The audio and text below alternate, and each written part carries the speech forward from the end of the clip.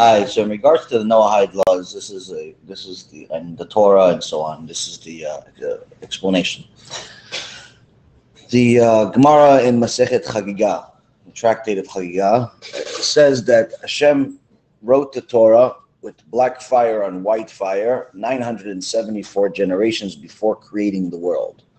And then he looked at the Torah and created the world based on it, meaning he saw that there are, let's say, for example, kosher laws, so therefore he created kosher animals.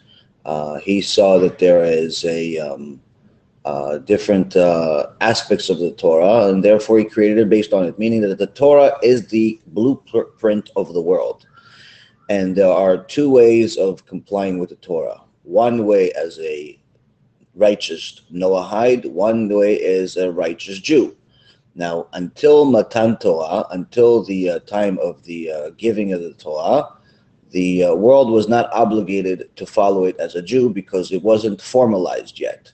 Even though it existed and our avot, our patriarchs, knew the Torah, and even actually a more extended version of the Torah that we even have today, they did not follow the Torah per se like we do today because it wasn't formalized to the same extent. And it wasn't a law yet, meaning it existed, but it wasn't, the on button wasn't put on for all of mankind. So from the time of Adam HaRishon, the first human being that ever existed, Hashem already gave these laws. Now, the first formalization was for Adam HaRishon. He gave him 6 laws. And then to Noach, he gave him the 7th law, and therefore it's called the 7 Noahide laws instead of the 7 laws of Adam HaRishon, because the anything is called by the person that completes it. So the 7 Noahide laws were implemented officially at the time of Noach, after the Mabul, after the flood. Which means that Avraham, Yitzhak, and Yaakov technically were considered Noahides, and they were not allowed to keep Shabbat the same way that we keep today, because the halacha is that a non-Jew that observes Shabbat it's death penalty, because it's considered as if they're stealing. So the sages explained to us that Avraham, Yitzhak, and Yaakov kept Shabbat in a way because they knew the law and knew they were the fathers of Judaism that was going to come to the world.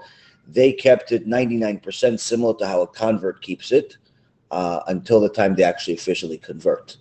Now, this all had to eventually get to the point of the climatic event of the world, which was Mount Sinai. At Mount Sinai, it became official to implement the second aspect of this Torah and separate the Jews from the rest of the world.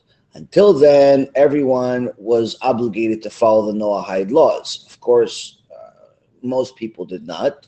Most people were idolaters. But the righteous, the sons of Yaakov, followed the Noahide laws.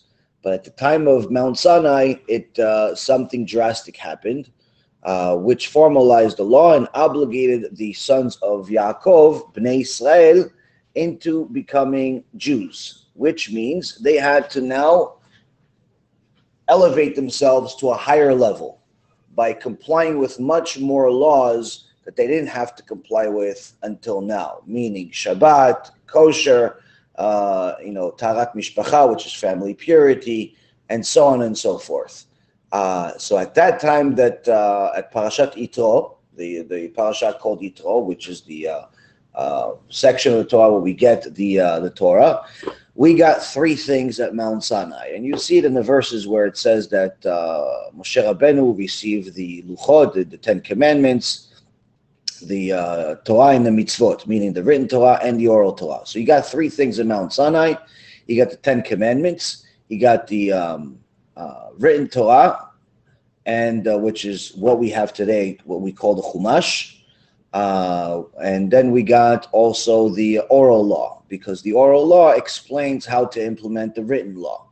One cannot survive without the other. One depends on the other. There is no such thing as just the written law. There is no such thing as just the oral law. They go together. And usually the Christians and all the other heretics in the world, usually try to go against the oral law because that's the one that obligates the written law. But anyway, at that moment, we were called the chosen people. Hashem says that he chose us to comply with this higher law. So until that moment, no one was obligated to comply with the oral law as far as the aspect of it, of the mitzvot, kosher and things of that nature. And what ended up happening at Mount Sinai is that Hashem separated us from the rest of the nation, and he said, okay, you from now on have to comply with the entire Torah. The rest of mankind has to continue doing what they've been doing since the creation of mankind. Since the creation of mankind.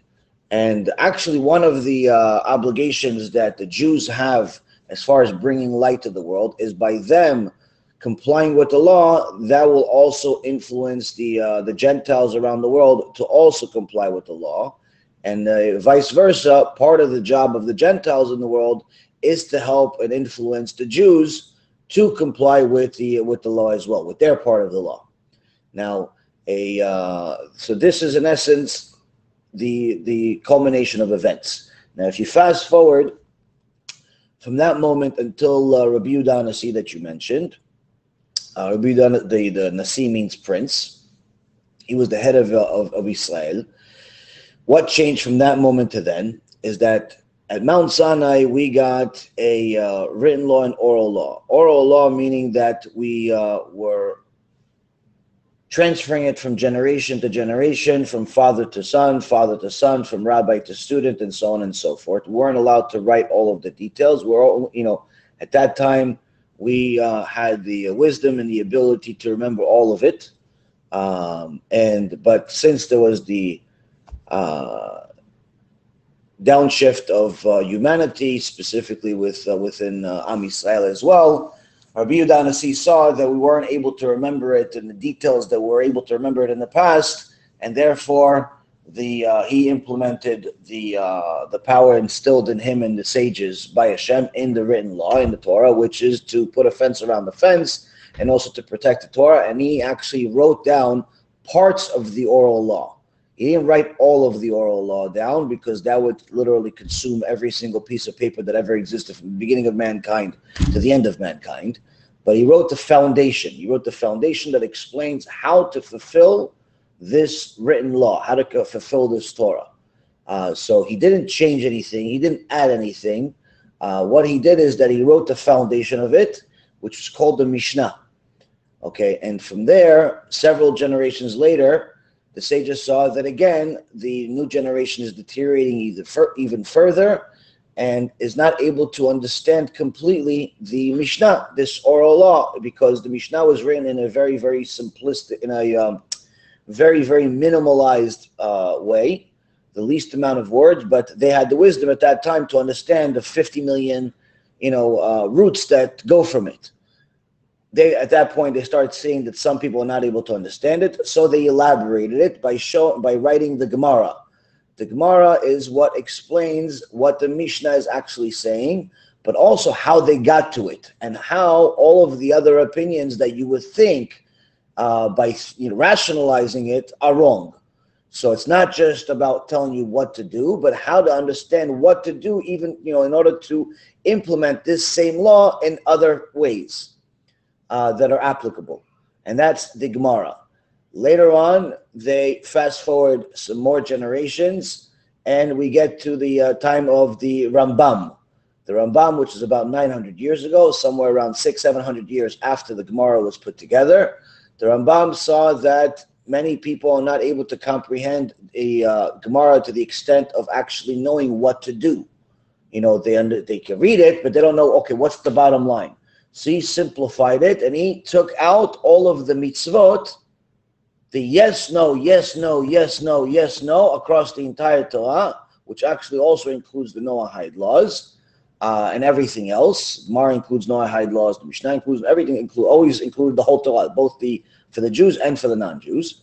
And the Rambam just took out the yes, no's.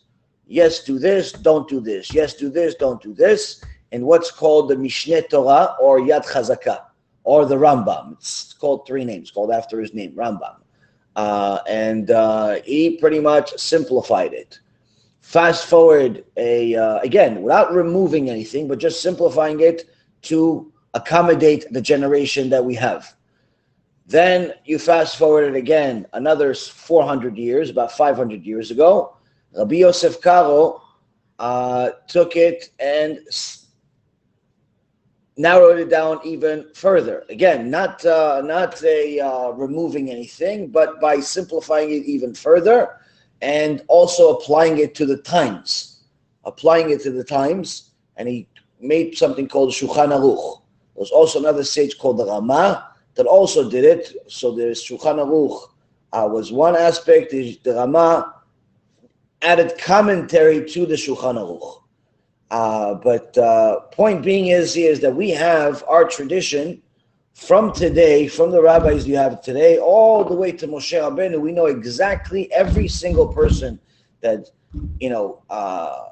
taught the Torah, delivered it to the next generation, what he said, what he didn't say, where did he get it from, what is it all based off. And when you learn the Gemara or the Mishnah or any of the commentary in the Midrashim, you're always going to find that there has to be a verse from the written Torah that it's based off of, or from the oral tradition called Moshe Sinai, meaning that Moses got it from Mount Sinai.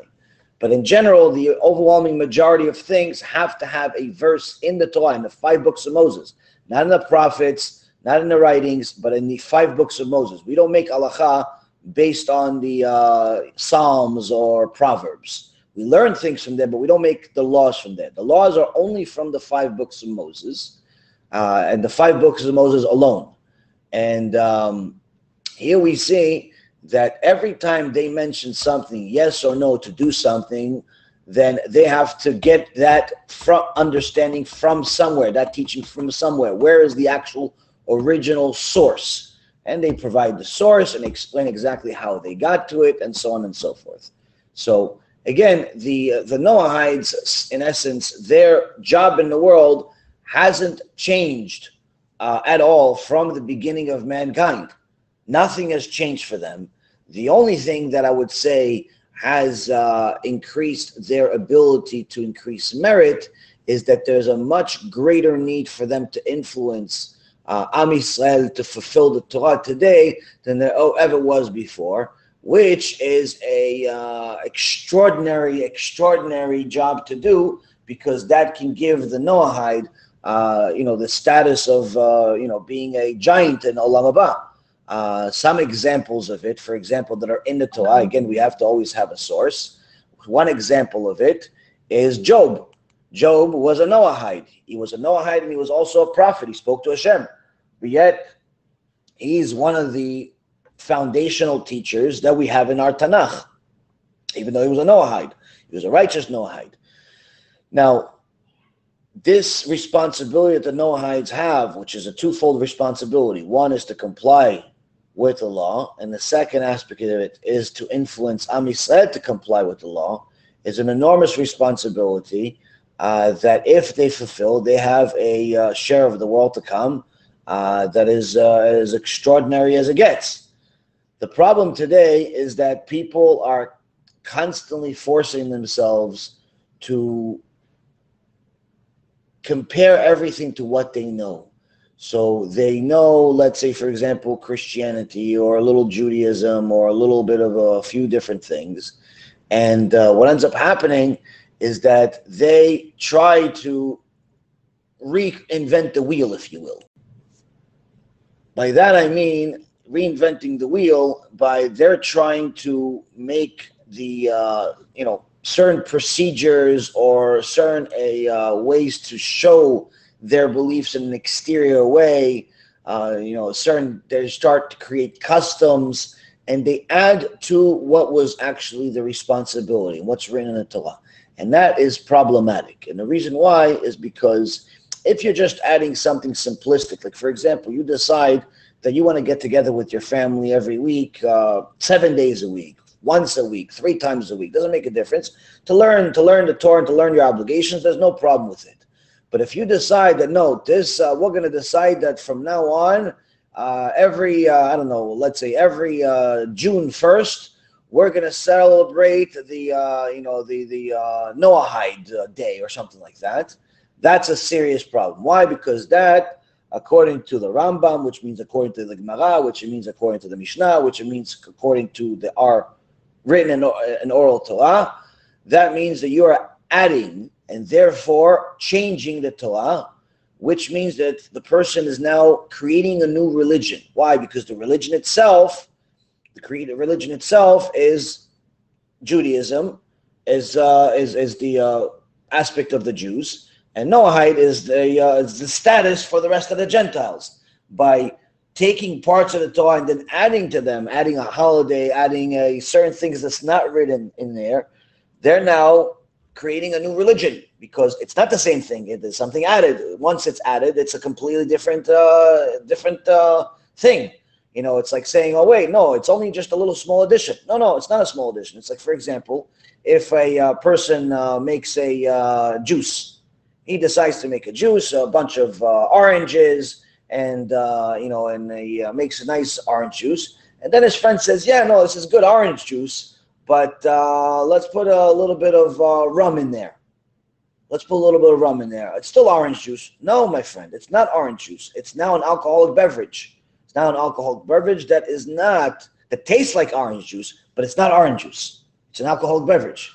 So once a person starts adding things that are not part of the Noahide laws, they're creating a new religion, which is a horrible, horrible sin. So that's a very serious problem with many of the people that are simply guiding themselves and not in accordance to the Torah, because they want to, in essence, live like a Jewish life with the ceremonies and things of that nature, but don't necessarily want or can't, or whatever the case may be, actually formally convert and keep everything. And that is a very serious problem, because now they're taking the Torah that they're obligated to follow all the way from the time of Adam HaRishon, and they're now distorting it, playing with it, manipulating it, adding things that their own opinion. Now, the Rambam, which all of the religions, all of the people that know who he is, know he's one of the greatest human beings that ever lived, said the following. He said that a righteous Noahide, or Noahide, that follows the laws of Noah, follows the laws in the Torah according to as far as the Gentile laws, if he follows the Noahide laws because it makes sense to him, not because God said it, not because it's written, not because it's an obligation, but rather because it makes sense to him not to kill, it makes sense to him not to eat an animal while it's still alive, it makes sense to him not to worship a statue or a man, it makes sense to him not to commit adultery, it makes sense to him to not do all those things and comply. The Rambam specifically says not only does he not get a share of the world to come, but he's actually considered one of the biggest fools in the world. He's considered, in his language, one of the fools of the nations, not one of the wise of the nations or the righteous of the nations. Why? Because he's doing all the work, but he's not going to get a single reward for it. Why? Because the reason why you have to follow the Torah, whether Jew or Gentile, is simply because God said so. Not because you like it, not because you don't like it, not because you agree with it or disagree with it, but simply because God said so. That's the reason to do all of it. So when a person follows the law based on God said so, he's considered special. He's considered wise. He's considered amazing. Why? Because once the same Rambam says, if the Noahide follows the laws of Noah because God said it, not only is he considered one of the righteous and wise among the nations, but also he has a share of the world to come, which is written in the prophets. You'll see that at the end of days, 10 out of every one of the 70 nations will come to the Jews that are righteous Jews, that have done Teshuva, that are righteous and follow the Torah, and 10 from each nation will come and ask them, our forefathers have lied to us, and please, teach us. And every Jew that wears a tzitzit will have 2,800 righteous Noahides to teach as the students, because they earn their spot. Why do they earn their spot? By, again, fulfilling their twofold obligation.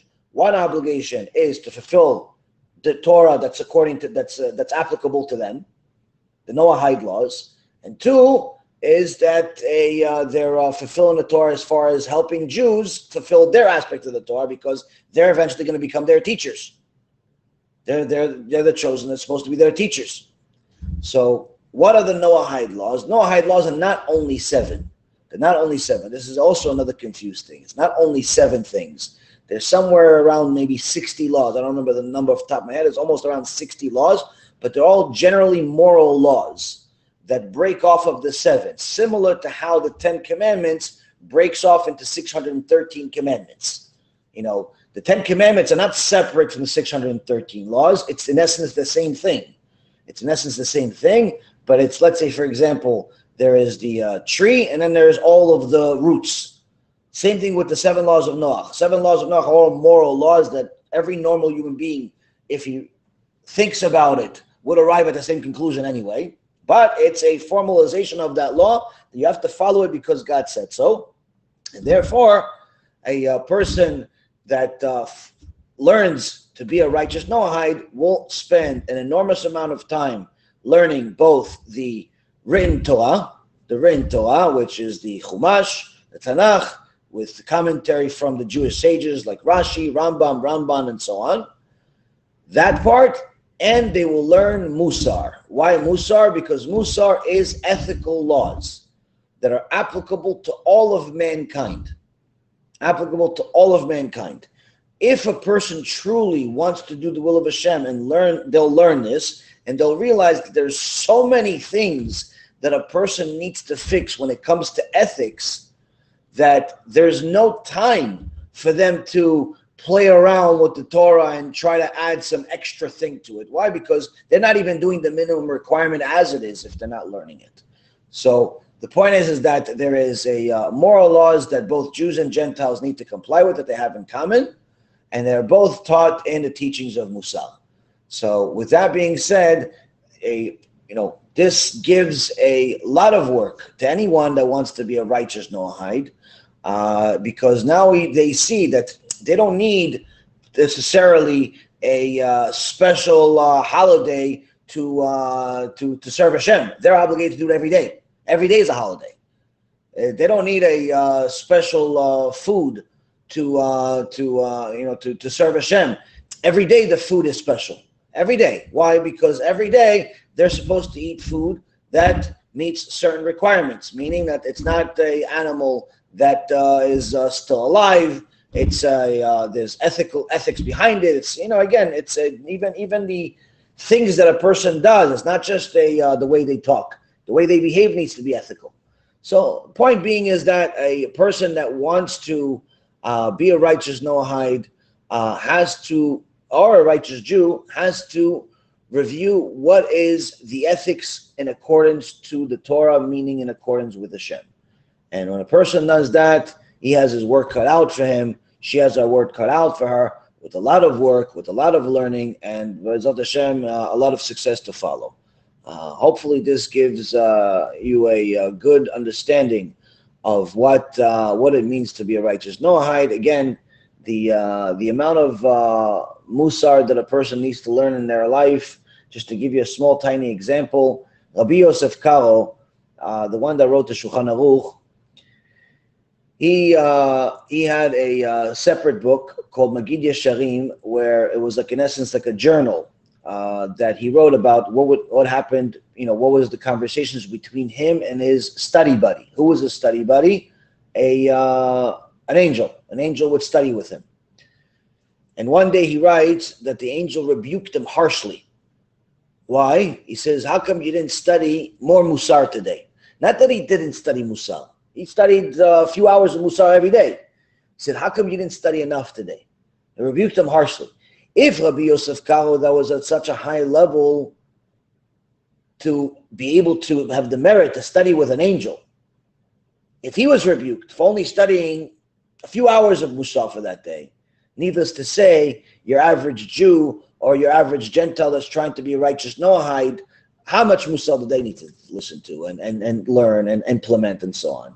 So the point being is that when a person really sees how much obligation they have based on the minimum requirement of a Jew or a Gentile, they simply will find themselves in a position where they do not have an interest or an inclination or even the time to add any of their own opinion or any of their own anything to it, because first you have to fulfill the obligation and then you go for the extras. First you have to pay the rent or the mortgage, then you start worrying about your savings account. You don't worry about a savings account until you pay the basic requirements to live. Even more so when it comes to Torah. First you fulfill the basic minimum of being a Jew, basic minimum of being a Gentile, a righteous Noahide. Then you worry about other things, and the reality is in our generation, alvai, we wish everybody just simply did the minimum. We wish that they just did the minimum, because the minimum requires people to connect to HaShem, to connect to HaKadosh Baruch Hu every day, all the time, in every way, every shape or form, whether they're a Jew or a Gentile. That's minimum. Minimum. Just if we do that already that puts us at a different level than most people in the world. So hopefully this gives everybody a rundown of what's the responsibility. Please feel free to ask any more questions, details, and so on. And again, thank you again for learning with me. Kol tuv, v'atzlacha rabah.